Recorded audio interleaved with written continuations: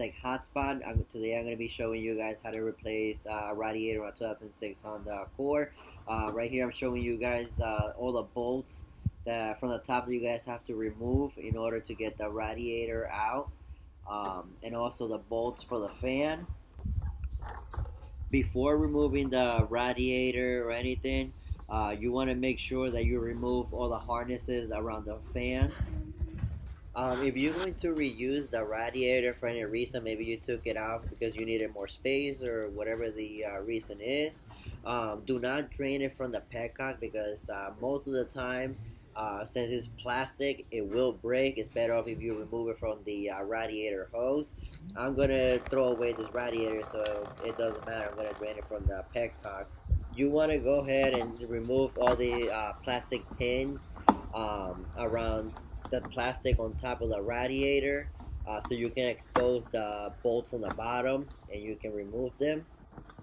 They do sell a plier that removes these pins, but if you don't have one, you can do it like I'm doing with a screwdriver. You pry it from one side and try to lift it up.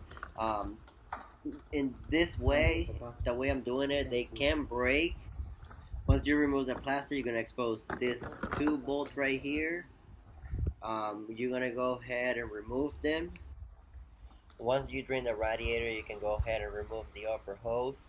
If you haven't removed the reservoir for the coolant yet, go ahead and do that. It's being held by one bolt, and the rubber mount, go ahead, you can just pull it out and it'll come out.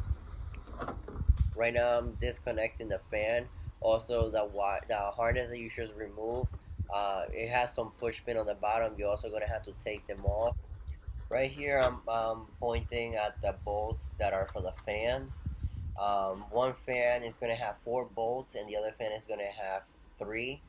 I believe the one on the right side is the one with 3. So when you put it on, just make sure you put them on the same spot as they're going on. Right here I'm pointing where the little rubber boot goes into and where the bolt goes.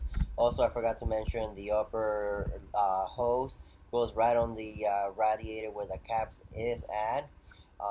Also, another thing is that once you do drain the radiator and everything, you want to make sure that you refill it with antifreeze and also let it run with the heat on, to make sure that you get all the air pockets out of the system, and also to make sure that the car doesn't overheat or anything like that and you don't get a check engine light.